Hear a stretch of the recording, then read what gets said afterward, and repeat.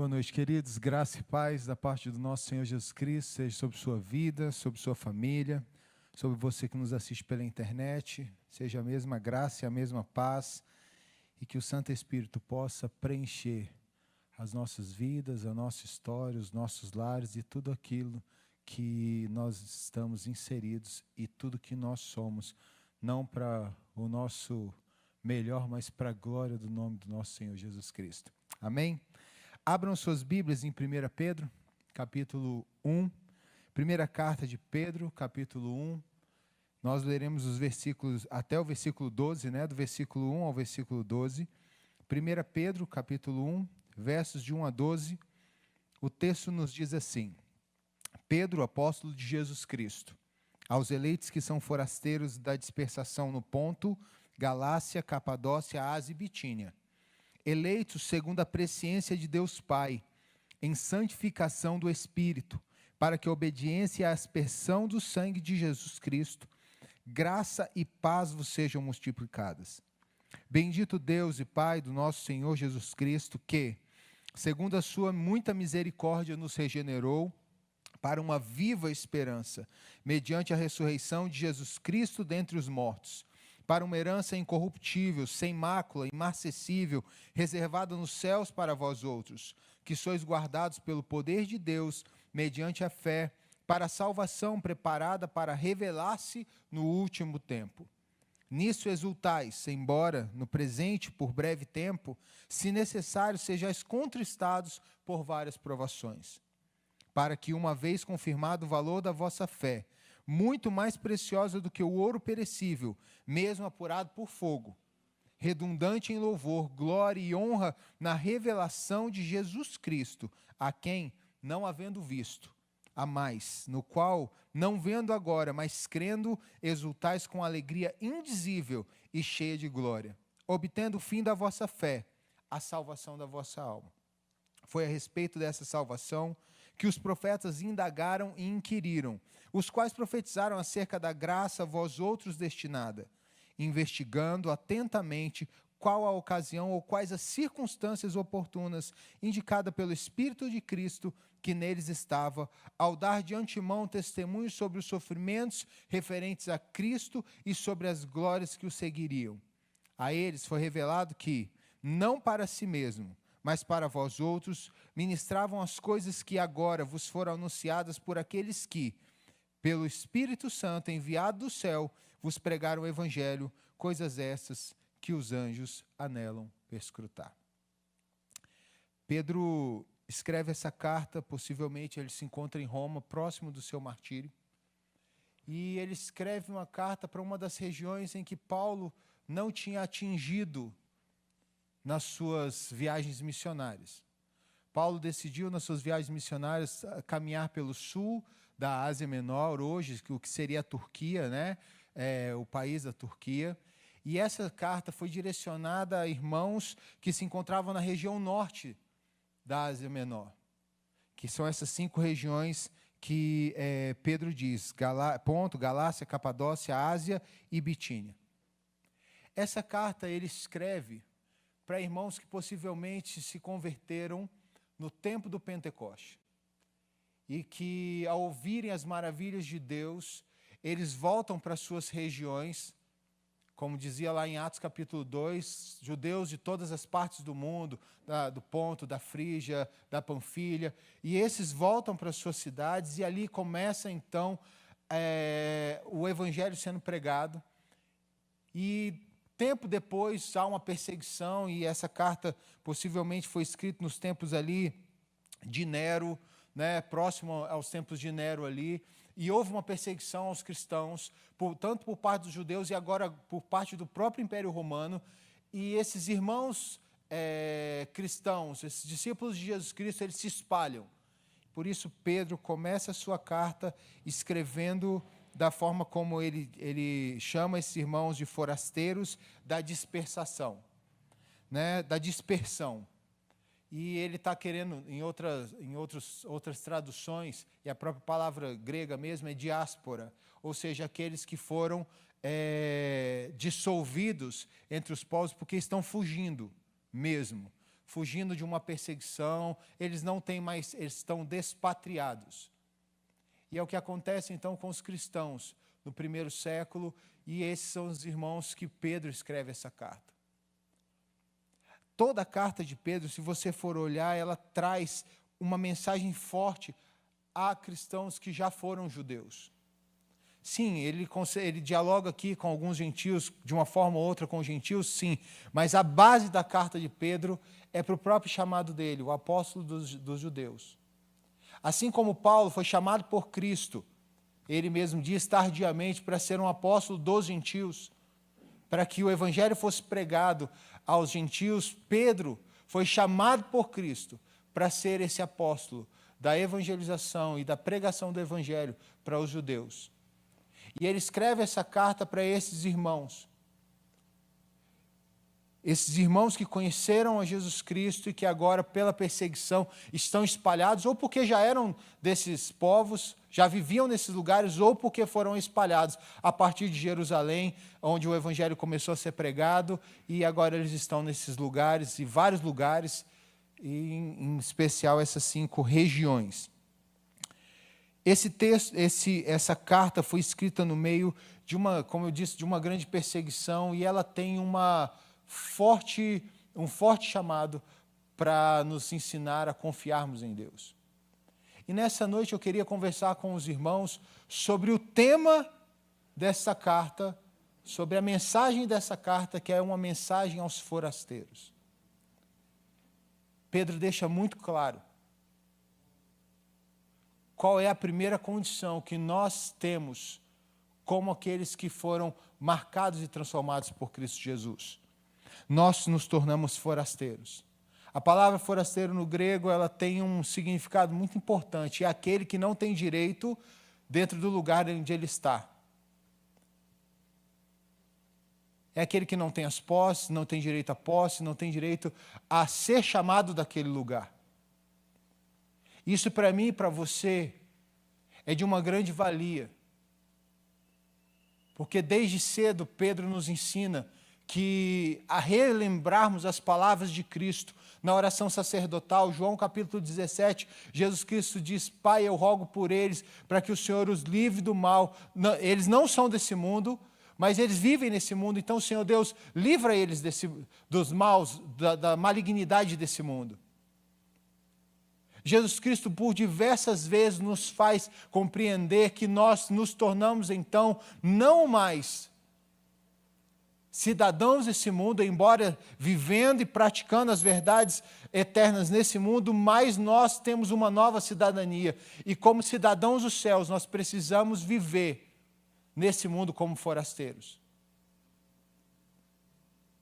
Isso nos traz grandes lições. Porque a forma como nós lidamos com as riquezas desse mundo, a forma como nós lidamos com as paixões desse mundo, a forma como nós lidamos com toda a história desse mundo, ela se transforma quando nós vivemos como forasteiros e peregrinos. Palavras essas que Pedro vai usar na carta dele várias vezes. Inclusive no capítulo 1 ele usa por 2 vezes. Tanto a palavra forasteiro ele usa uma vez e peregrino ele usa outra vez. Mas na carta dele como um todo ele vai sempre nos lembrar. Porque Pedro vai além do que o povo de Israel pensava naquela época. Porque o judeu daquele tempo e o israelita daquele tempo, ele achava que o Israel, nação, espaço geográfico, aquele lugar ali, e as pessoas que tinham o pedigree de Israel, essa galera aí, é que eram o povo do Senhor. Independente se eles estavam no pecado, independente se eles faziam da lei o que eles queriam, mas só por ser Israel eles já eram povo do Senhor. E Pedro diz: não, presta atenção. O povo do Senhor, ele é muito além disso aí. Se formos caminhando na carta de Pedro aos esses irmãos da Ásia Menor, nós veremos que Pedro diz que nós somos o Israel de Deus. E ele diz que Deus fez de vários povos um povo. Nós somos uma nação de nações. Mas, ao mesmo tempo, essa nação não tem estabilidade, não tem tendas fincadas neste mundo. E por muitas vezes na história da igreja nós vimos isso acontecer com as perseguições daqueles que amaram a Jesus Cristo com todo o seu coração. Vimos irmãos e irmãs sendo perseguidos porque decidiram viver as verdades eternas do reino e viveram em diásporas. Viveram caminhando como peregrinos. Já falei desse livro e acredito que os irmãos o conheçam, mas vale a pena sempre citar. Leiam o livro O Peregrino de John Bunyan. Leiam o livro O Peregrino de John Bunyan. E vejam a visão que esse homem de Deus tem de peregrinação. De um peregrino, daquele que realmente entendeu que a sua pátria é a pátria celestial. Quando Pedro escreve essa carta, ele nos apresenta então essa carta dentro da história da redenção. E ele apresenta a história da redenção nesse próprio primeiro capítulo, mostrando para a gente criação, o Deus que criou todas as coisas, mostrando a queda, o homem que, por desobediência a Deus, por soberba, por arrogância, por querer ser igual a Deus, cai, peca e condena toda a humanidade. Nós vemos nessa mesma carta Pedro falando sobre a redenção, o Cristo que morre por nós. Nesses 2 primeiros versículos, o próprio Pedro cita a economia da Trindade, a Trindade trabalhando ao nosso favor. O Deus Pai, como ele chama aqui, o Deus soberano. E uma mensagem para mim e para você, forasteiro, que vivemos as crises das nossas vidas, que vivemos as perseguições na nossa história. Você que está em crise emocional, espiritual, você que tem vivido perseguições no seu trabalho, você que tem vivido em vários contextos de dificuldade, a pandemia nos trouxe esse contexto. Medos, fobias, transtornos, disfunções. Mas o que Pedro nos ensina é que a Trindade que trabalha ao nosso favor não foi pego de surpresa. Deus nos escolheu, Deus escolheu você, Guilherme, que está aqui. Deus escolheu você, Juliana, que está aqui, antes da fundação do mundo. O texto que lemos, Salmo 139, nos afirma isso de forma categórica. Ele conhece o nosso falar antes que o nosso falar esteja na nossa boca. E é esse Deus soberano, porque a palavra presciência aqui, aquele que conhece tudo previamente, esse Deus não foi pego de surpresa. A pandemia não pegou Deus de surpresa. O seu pecado não pegou Deus de surpresa. A sua queda, as suas falhas não pegaram Deus de surpresa. Tanto é que Paulo em Efésios diz que ele nos escolheu antes da fundação do mundo. Antes que a criação fosse falada, surgisse, antes que Deus dissesse haja luz e houvesse luz, Deus já tinha nos escolhido para a salvação eterna. Nada pega Deus de surpresa. Uma mensagem para você forasteiro, para você peregrino, para você que tem passado por problemas, como esta carta foi escrita, a irmãos que estão sendo perseguidos, que estão sendo mortos, que estão doentes emocionalmente e espiritualmente. Ele diz, nós estamos nas mãos de um Deus soberano. Charles Haddon Spurgeon, o maior dos pregadores, o príncipe dos pregadores na Inglaterra, disse, se você não é capaz de entregar, de confiar em Deus nas suas tempestades, nas tempestades da sua vida, como você vai confiar a sua eternidade nas mãos de Deus? Mas eu quero dizer uma coisa para você nessa noite. Pedro nos incentiva a crermos e vivermos na graça daquele que é soberano.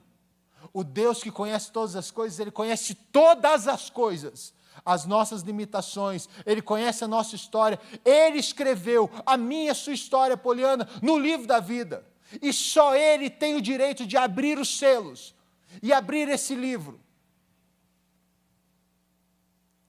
É dentro desta condição, e é essa mensagem que Pedro traz àqueles cristãos que vivem como forasteiros.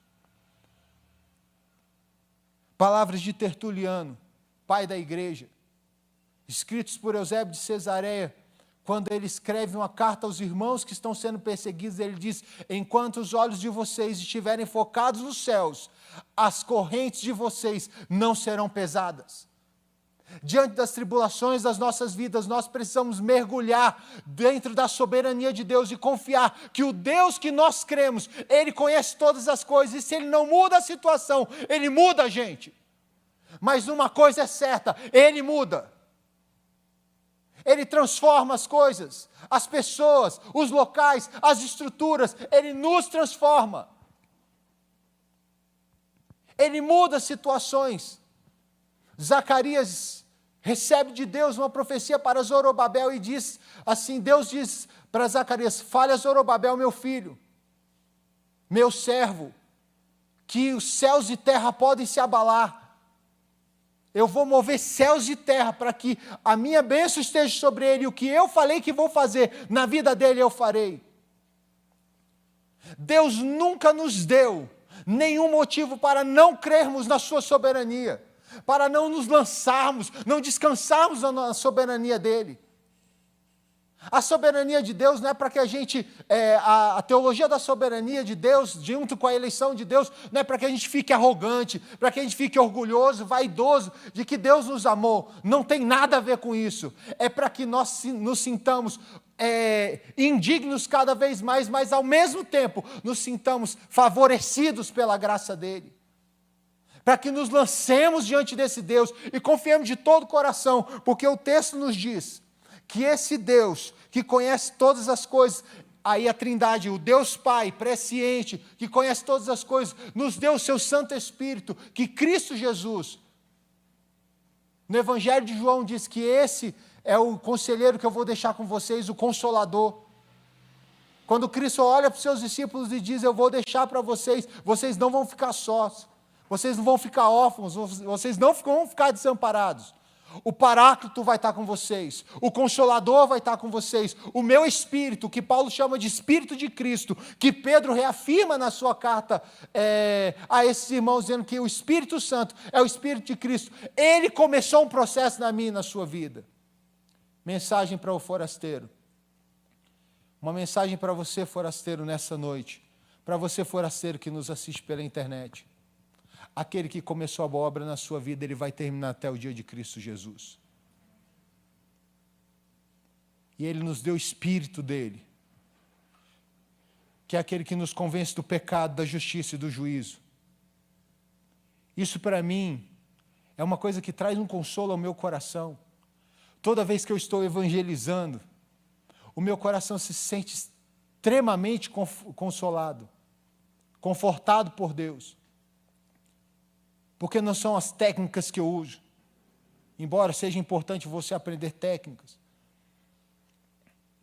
Não são as minhas habilidades, mas é o Espírito que quebra o coração do homem. É o Espírito que traz o homem a olhar novamente a Deus por meio de Cristo Jesus e dizer: obedeça a Cristo e seja lavado e remido pelo sangue do Cordeiro. Mensagem para você, forasteiro, para você que entendeu que esse mundo não é o seu mundo, mas você faz parte da pátria celestial, que mesmo que você esteja na diáspora da sua vida, nas perseguições, nas dores, nos sofrimentos, eu quero dizer para você: o Espírito Santo de Deus está com você até que Cristo venha. Ele vai permanecer com você, e Ele vai trabalhar em você o grande processo da santificação. A palavra de Deus diz que, eleito segundo a presciência de Deus Pai, em santificação do Espírito. E essa santificação aqui, hagiasmos, é a perspectiva, é a lente que nos traz a entendermos que não é um ato em si. Jesus entrou na nossa vida, Deus mudou as nossas vidas e de repente nós nos tornamos agora perfeitos. Essa santidade não é uma santidade de perfeição plena e completa. Essa santidade aqui tem a ver com um processo, o verbo aqui é ponte linear, ou seja, ele começou e ele vai dar continuidade, mas uma coisa é certa: saiba que o Espírito Santo de Deus vai continuar trabalhando na sua vida e mudando a sua história cada dia mais, para que você se pareça cada dia mais com aquele que nos transformou e nos chamou das trevas para o reino da sua luz, que é Cristo Jesus. A Trindade trabalhando ao meu e seu favor. Essa é uma mensagem para mim e para você, forasteiro. Nós não estamos sós. Nós temos um Deus soberano. Nós temos um Deus que caminha conosco, que habita em nós. A palavra de Deus diz que Deus não habita em templos feitos por mãos humanas, mas a palavra de Deus diz que Deus habita em templo feito pelas mãos dele, que somos eu e você, e a habitação das nossas vidas é do Espírito Santo de Deus. Paulo chama o Espírito de penhor, e Pedro nos traz aqui a grande verdade, que os nossos olhos só podem estar voltados para Cristo, se nós formos cheios do Espírito Santo de Deus. A mensagem do Evangelho só enraiza no nosso coração se eu e você formos cheios do Espírito Santo de Deus. Vovô John Stott, ele dizia, olha, eu não sou quem eu quero ser, mas uma coisa eu tenho certa, que depois que Cristo entrou na minha vida, por meio do seu Santo Espírito, Ele não me permite mais ser quem eu era.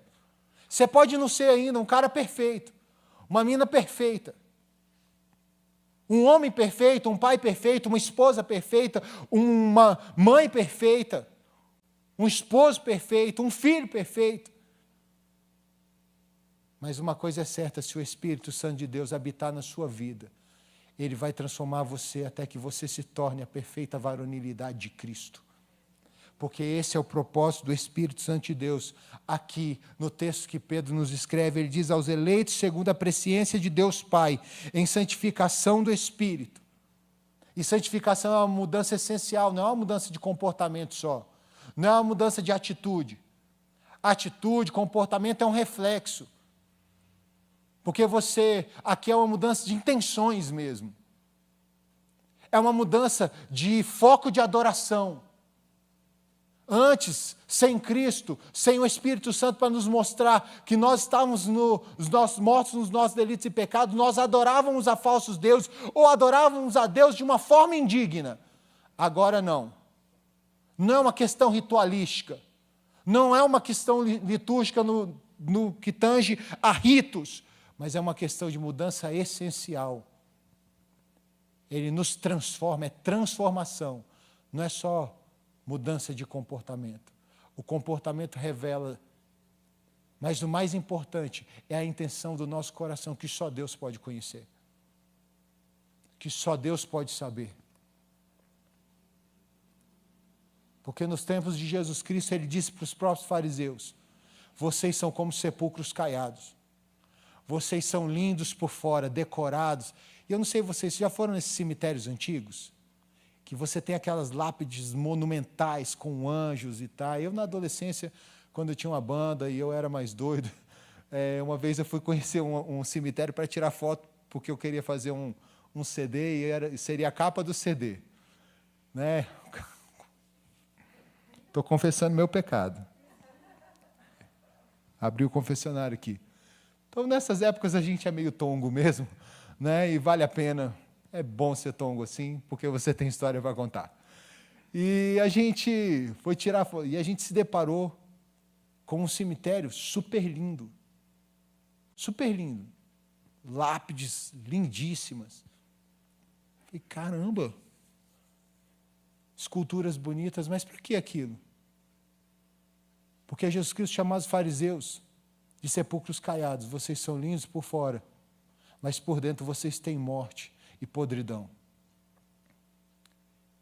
E eles revelavam as atitudes deles, que pareciam lindo demais para todo mundo, mas por dentro deles, as intenções dos seus corações ainda não tinham sido transformadas pelo Santo Espírito. Eles ainda não tinham sido convencidos do pecado, da justiça e do juízo. E por isso Jesus chega para Nicodemos em João capítulo 3 e diz, cara, importa nascer de novo. Por isso a mensagem do nascer de novo, que é o Espírito Santo, trazendo você à vida novamente, ela diz, era tão pregada pelo grande pregador George Whitefield, que em todas as suas mensagens dizia, você precisa nascer de novo, você precisa nascer de novo. E quando perguntavam para ele, mas pastor, por que o senhor só prega isso? Que nós precisamos nascer de novo. É porque se você não entendeu ainda, você precisa nascer de novo.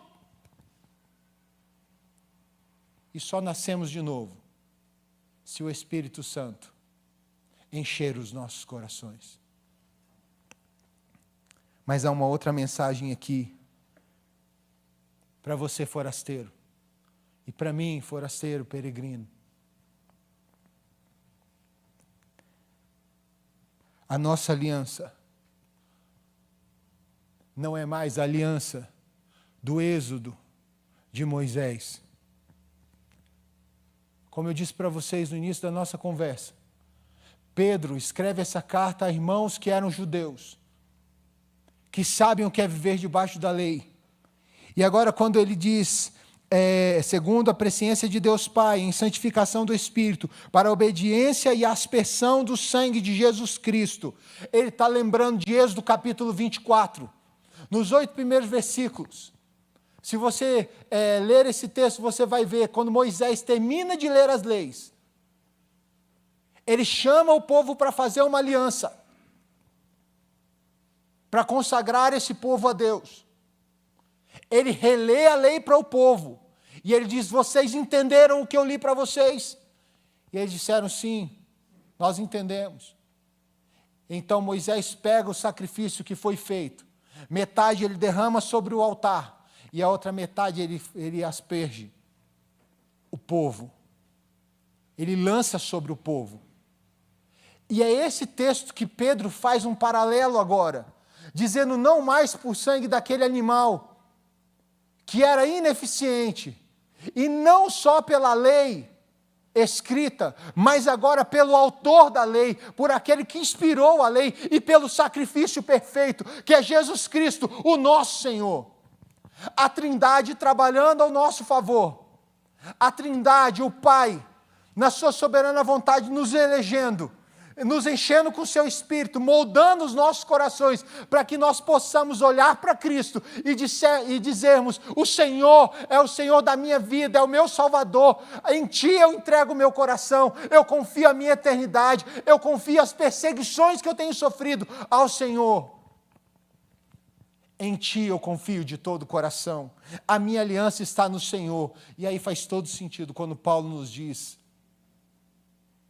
nem altura, nem profundidade, nem coisa do presente, nem coisa do passado, nem anjo, nem potestade, nem ser algum, se existir alguma coisa, além de tudo isso que ele falou, presente, passado, futuro, seres naturais, sobrenaturais, se ainda existir alguma coisa, nada pode nos separar de Deus, do amor de Deus, porque Ele está aliançado, firmado, carimbado em Cristo Jesus, nosso Senhor.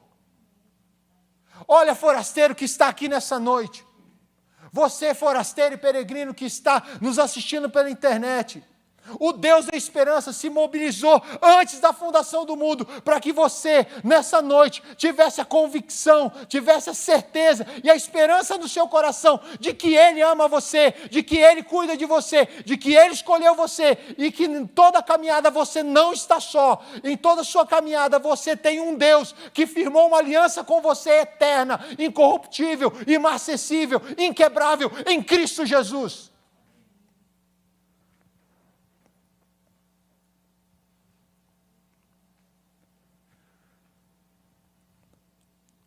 Alguns teólogos dizem que essa carta de Pedro, ela não é uma carta cristocêntrica numa perspectiva de falar somente de Cristo, mas ela é uma carta teocêntrica, em que ele coloca a Trindade e todo o trabalho da Trindade, para que entendamos que o Deus eterno, que nos escolheu, que nos fez o seu povo, que nos chamou diante da sua soberana vontade, ele caminha com esse povo, ele transforma esse povo, e ele abençoa esse povo por meio do seu Filho e pela plenitude do Santo Espírito dele. Como eu disse para você, essa carta tem um lugar na história da redenção, e ele fala sobre a história da redenção. Essa carta, ela meio que é um revival das palavras de Pedro, as pregações que ele fez em Atos dos Apóstolos. E ele desenvolve muitas das suas pregações nessa carta. Ele relembra das suas pregações nessa carta e coloca pontos que ele desenvolve. E dentre eles, ele deixa muito claro que como nada pega Deus de surpresa, na história da redenção de Deus para o homem, esse Deus que nos fez viver novamente, como diz o texto, a partir do versículo 6, que diz: nisso exultais, embora no presente, por breve tempo, se necessário, sejais contristados por várias provações, para que, uma vez confirmado o valor da vossa fé, muito mais precioso do que o ouro perecível, mesmo apurado por fogo, redunde em louvor, glória e honra na revelação de Jesus Cristo, a quem não havendo visto a mais, o qual não vendo agora, mas crendo exultais com alegria indizível, cheio de glória, obtendo o fim da vossa fé, a salvação da vossa alma. E aí ele está trabalhando aqui agora, não a salvação na perspectiva do Cristo que nos salvou na cruz, mas no dia da salvação do Senhor. Ele volta agora para o Antigo Testamento. E ele vai falar sobre o dia do Senhor, o dia da salvação do Senhor. É o dia em que Deus virá. E essa carta nos revela, ela está cheia do Evangelho, porque ela também, além da redenção, ele nos traz a glorificação. Jesus Cristo vai voltar. Forasteiro, presta atenção. O Deus que formou o povo dele, do qual eu e você fazemos parte, ele disse que vai voltar, o seu Filho vai voltar para reinar conosco, reinar totalmente nas nossas vidas, separar o seu povo, essa nação de nações. E esse Cristo, ele diz que vai voltar. E como Deus das Escrituras, ele nunca nos deixou duvidar dele. Porque todas as promessas que ele fez, ele cumpriu. Ele diz que a nossa caminhada por fé vai nos revelar o dia da nossa salvação, que é o dia que Cristo voltará. E então, nesse dia, todo olho verá, toda língua confessará que Jesus Cristo é o Senhor. Nesse mesmo dia vai acabar a dor, vai acabar choro, vai acabar o sofrimento, vai acabar medo, vão acabar suas provações, vão acabar suas crises existenciais, emocionais e espirituais. Um dia desses, conversando com um amigo, um homem muito inteligente, que eu tenho tido a alegria muito grande de poder desenvolver com ele conversas sobre a fé. Ele é de uma outra religião, e eu tenho conversado muito com ele sobre, e tenho tido a oportunidade de falar sobre o Evangelho, sobre a Bíblia, o que eu penso sobre a Bíblia. Ele me fez a seguinte pergunta: mas, Júlio, você não tem dúvidas, não? Eu falei: tenho várias. Muitas. Mas isso não faz você ficar assim, suscetível ou temer de deixar de crer na Bíblia? Eu falei assim: não. As minhas dúvidas, primeiro, elas não são maiores do que as certezas que eu tenho. Segundo, elas me fazem sempre perguntar ao Deus que nunca falha. E se Ele não me responder, não significa que Ele deixou de ser Deus. Significa que Ele não quer falar para mim. Porque o que Ele me revelou já é suficiente para eu amá-lo profundamente e saber que eu fui muito amado por Ele. Eu falei para ele a mudança que Ele fez na minha vida e o impacto que Ele causa no meu coração, como Ele mexe na minha alma e como Ele mexeu na minha história. Não tem como dizer que esse Deus não é o único e verdadeiro Deus. Se eu tenho dúvidas, eu tenho. Perguntas N. Mas elas não vão me separar do amor de Deus, porque está aliançado em Cristo Jesus, nosso Senhor. O que Ele me revelou já é suficiente para eu saber que eu tenho uma pátria maravilhosa que me espera. E que eu tenho um Deus que se mobilizou, o Pai, o Filho e o Espírito Santo, para que eu pudesse, antes da fundação do mundo, antes que eu pudesse existir, pecar ou refletir o pecado de Adão, Ele me amou, Ele me separou, e Ele me escolheu com o propósito de fazer com que a minha vida fosse mudada e que outras pessoas conhecessem ao Deus da glória como eu conheci.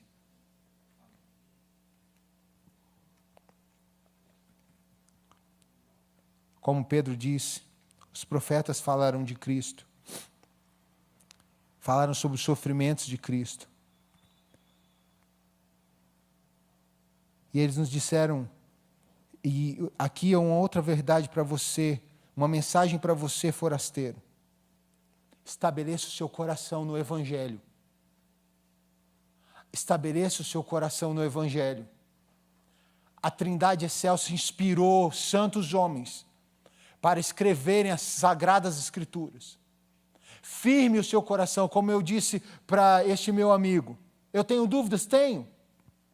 Algumas, muitas. Mas o que Deus nos revelou como princípios eternos é suficiente para inundar o seu coração com as maravilhas de Deus e te fazer um propagador dessas maravilhas. É suficiente para que os seus joelhos se dobrem dia após dia e glorifique a esse Deus. Tenha no seu coração o desejo de adorá-lo, honrá-lo e glorificá-lo. Como o próprio Pedro diz, olha, a eles foi revelado que, não para si mesmos, mas para vós outros, ministravam as coisas que agora vos foram anunciadas por aqueles que, pelo Espírito Santo, enviado do céu, vos pregaram o Evangelho, as boas novas, coisa que os anjos anelam para escrutar. Firme o seu coração nessa mensagem que é tão poderosa, que os anjos queriam pregar essa mensagem.